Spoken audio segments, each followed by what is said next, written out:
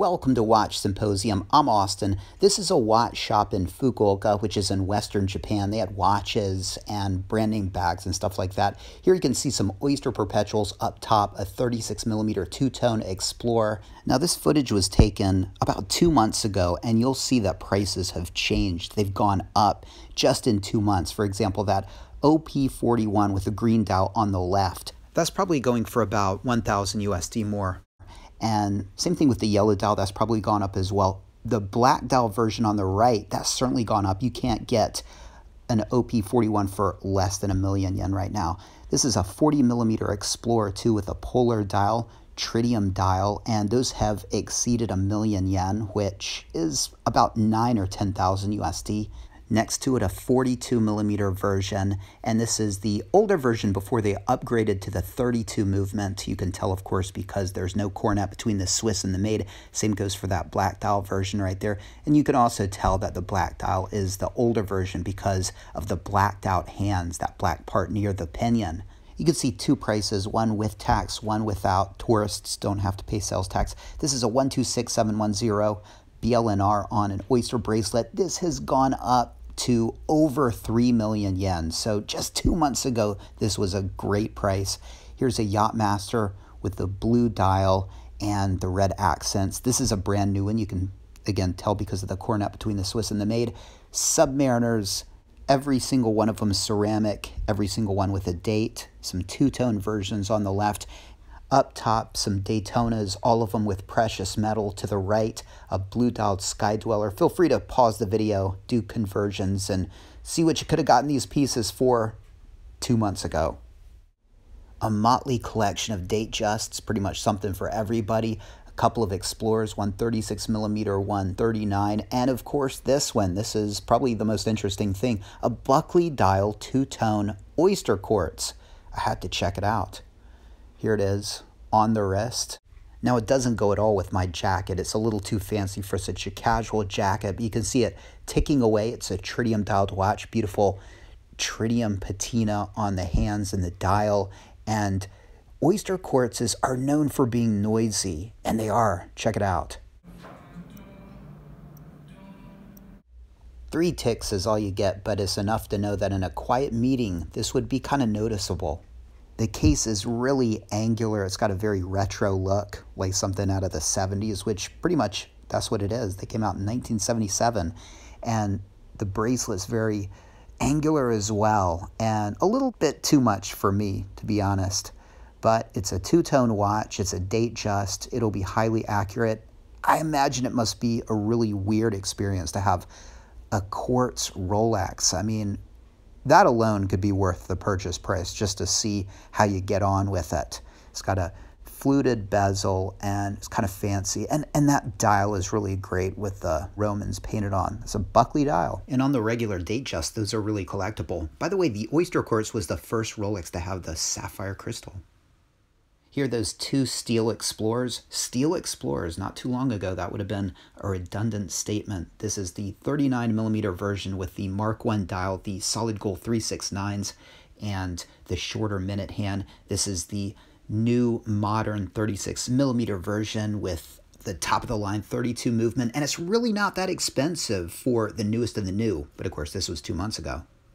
All right, so aside from a little monologue at the end of the video, we'll end on this Patek Calatrava, and this has a really interesting dial. I think this is an officer's dial, and I'm not much for dress watches, but I do like this dial version, and I had him take this out because I wanted to wind it. I wanted to see if a Patek felt as good as I thought it should, and I gotta be honest, guys, I was really surprised and kind of shocked. It had a really unsatisfying zippy wind. It felt like gears were just really going crazy in there. And my first thought was that, is this the real thing?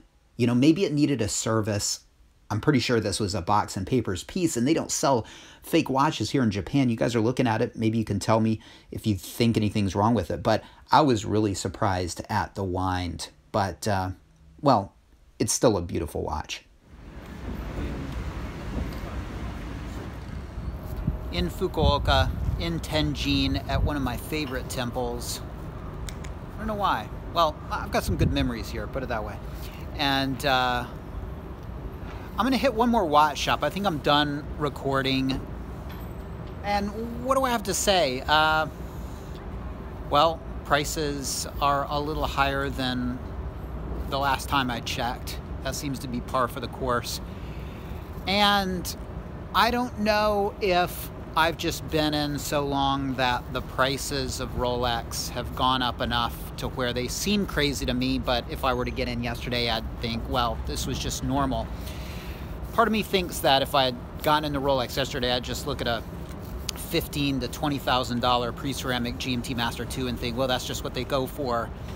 But then part of me has always believed that they've been worth, to me, about $10,000. Even when they were 7, I thought, worth 10, right? Worth 10,000. Why 10? Why is that the magic number for me? Well, it's because, you know, this is a watch that'll last you forever.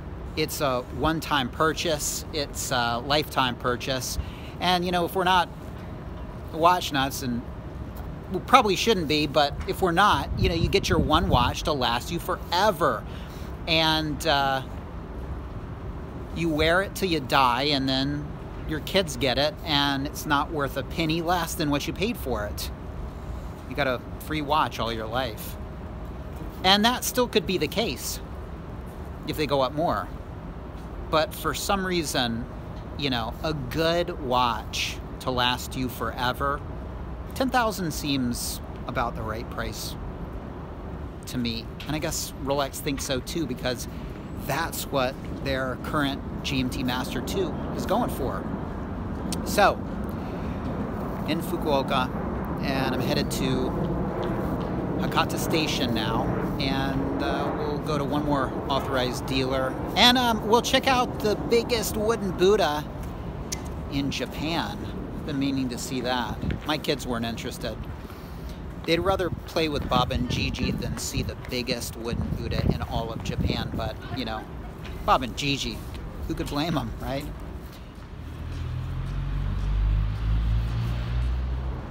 Cutting it close, guys, but 15 minutes is plenty.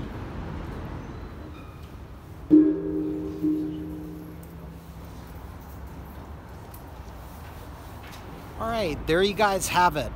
The largest wooden Buddha in all of Japan, here in Fukuoka. And behind it is a walkway, and you can see in art form the various levels of hell. Let's check that out. All right, so you die, you either go to heaven or get taken to hell. You get your judgment, and if you're a baby, you spend eternity stacking rocks to get out, but before you can accomplish it, a demon knocks it down. All right, well, that's just a little bit of it. It goes on, there's more hell. But then you wind your way through this sort of dark corridor. It's not like a maze, but you have to feel your way through. And eventually you get to this. And you have an option to give more donations to the temple, which, you know, after looking at the various levels of hell, is opportune time to ask for a donation, right? I used to live near here. In fact, right behind me, if you were to walk about 10 minutes, you would have gotten to my apartment back when I was single.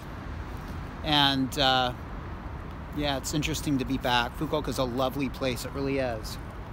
But at the same time, I think I'm sort of done with it, in a way. I could live here again, but if you enjoyed checking out the biggest wooden Buddha in Japan, take care.